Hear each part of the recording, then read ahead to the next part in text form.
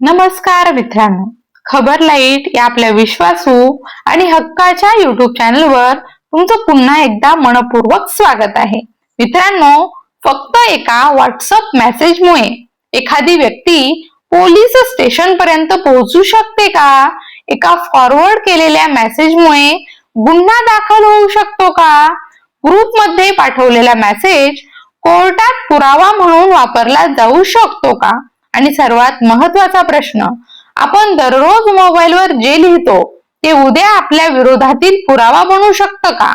मित्रांनो, आजचा विषय प्रत्येक मोबाईल वापरणाऱ्या व्यक्तीसाठी अत्यंत महत्वाचा आहे.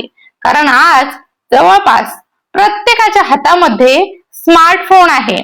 सकाळी डोळे उघडल्यानंतर ते रात्री झोपेपर्यंत आपण शेकडो मेसेज पाठवत असतो, ग्रुपमध्ये चर्चा करत असतो, फोटो आणि व्हिडिओ शेअर करत असतो आणि अनेक वेळा विचार न करता काही गोष्टी पुढे पाठवत असतो. पण याच सवयी काही वेळा मोठ्या कायदेशीर अडचणी निर्माण करू शकतात. आज आपण समजून घेणार आहोत, व्हॉट्सअप मेसेजमुळे खरोखरच जेल होऊ शकते का?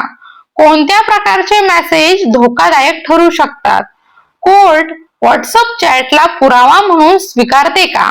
आणि प्रत्येक मोबाईल वापरणाऱ्या व्यक्तीने कोणत्या चुका टाळल्या पाहिजेत? मित्रांनो, सर्वप्रथम एक गोष्ट समजून घ्या, भारतामध्ये फक्त व्हॉट्सअप वापरल्यामुळे कोणालाही जेल होत नाही. फक्त मेसेज पाठवला म्हणून जेल होत नाही. फक्त चॅट केली म्हणून देखील गुन्हा होत नाही. पण त्या मेसेज मध्ये काय लिहिलं आहे, तो कोणाला पाठवला आहे, कोणत्या उद्देशाने पाठवला आहे आणि त्याचा परिणाम काय झाला, यावर संपूर्ण कायदेशीर परिस्थिती अवलंबून असते. म्हणजे व्हॉट्सअप हे फक्त एक माध्यम आहे. गुन्हा हा माध्यमामुळे होत नाही, तर त्या माध्यमाचा वापर कसा केला जातो यावर अवलंबून असतो. मित्रांनो, आजही अनेक लोकांचा एक मोठा गैरसमज आहे. त्यांना वाटते की व्हॉट्सअपवर केलेली चॅट पूर्णपणे खाजगी असते, ती कोणीही पाहू शकत नाही, कोणी सिद्ध करू शकत नाही आणि त्यामुळे काहीही लिहिलं तरी चालतं. पण वास्तव याच्या अगदी उलट आहे. आज डिजिटल युगामध्ये मोबाईल मधील संदेश, screenshot, audio message, video message आणि इतर डिजिटल माहिती अनेक प्रकरणांमध्ये महत्वाची भूमिका बजावत आहेत. म्हणून मोबाईल मध्ये लिहिलेला प्रत्येक शब्द काही परिस्थितीमध्ये तुमच्या विरोधातील पुरावा देखील ठरू शकतो. मित्रांनो, आता धमकीच्या मेसेज बद्दल बोलूया.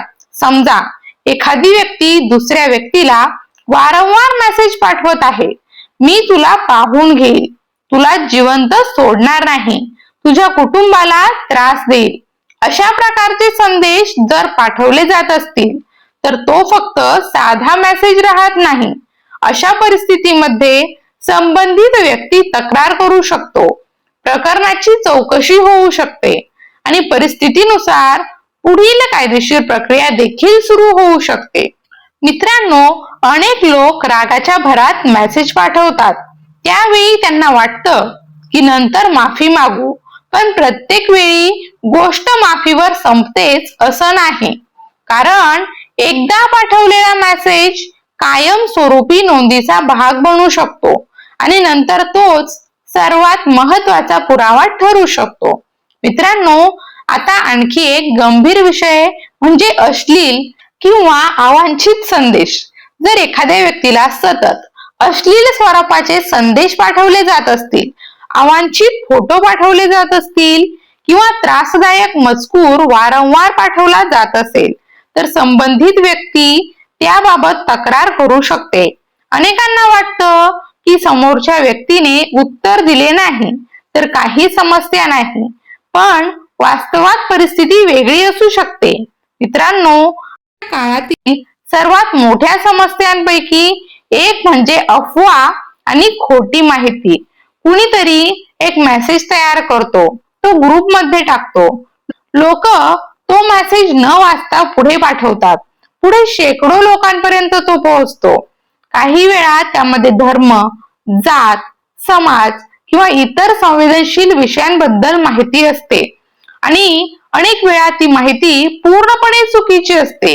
मात्र लोक विचार न करता फॉरवर्ड करत राहतात. नंतर चौकशी सुरू झाल्यानंतर मेसेज कोणी तयार केला, कोणी पाठवला, कोणी पुढे शेअर केला याचा मागोवा घेतला जाऊ शकतो. मित्रांनो, मी तर फक्त फॉरवर्ड केला होता हा बचाव प्रत्येक वेळी पुरेसा ठरेलच असं नाही, कारण तुमची भूमिका काय होती हे देखील महत्वाचं ठरू शकतं. मित्रांनो, आता बदनामीच्या विषयाकडे वळूया. समजा तुम्ही एखाद्या व्यक्तीबद्दल कोणताही पुरावा नसताना गंभीर आरोप लिहिले. तो चोर आहे, तो फसवणूक करणारा आहे, तो भ्रष्ट आहे, असे मेसेज अनेक लोकांना पाठवले. त्यामुळे त्या व्यक्तीची प्रतिष्ठा खराब झाली. अशा परिस्थितीमध्ये बदनामीचा प्रश्न निर्माण होऊ शकतो. आज डिजिटल माध्यमांमध्ये देखील व्यक्तीची प्रतिमा खराब होऊ शकते. म्हणून सोशल मीडिया किंवा व्हॉट्सअप हे कायद्याच्या चौकटी बाहेर नाही. मित्रांनो, आज कौटुंबिक वादांमध्ये देखील व्हॉट्सअप चॅट्स मोठ्या प्रमाणात चर्चेत असतात. पती पत्नी मधील संवाद, आर्थिक व्यवहार, मालमत्तेचे व्यवहार, कर्जाची कबुली, भागीदारीची माहिती अशा अनेक गोष्टींचे संदर्भ चॅट मध्ये आढळू शकतात. अनेक स्वतःच आपल्या विरोधातील नोंदी तयार करत असतात. मित्रांनो, एक प्रश्न अनेक वेळा विचारतात, मेसेज डिलीट केला तर पुरावा संपतो का? अनेकांना वाटतं की मेसेज डिलीट झाला म्हणजे कायमचा नष्ट झाला, पण प्रत्येक परिस्थितीत तसं नसतं. कारण समोरच्या व्यक्तीकडे स्क्रीनशॉट असू शकतो, बॅकअप असू शकतो, चॅटची प्रत असू शकते किंवा इतर डिजिटल स्वरूपातील माहिती उपलब्ध असू शकते. म्हणून डिलीट म्हणजे सर्व काही संपलं असं समजणं योग्य नाही.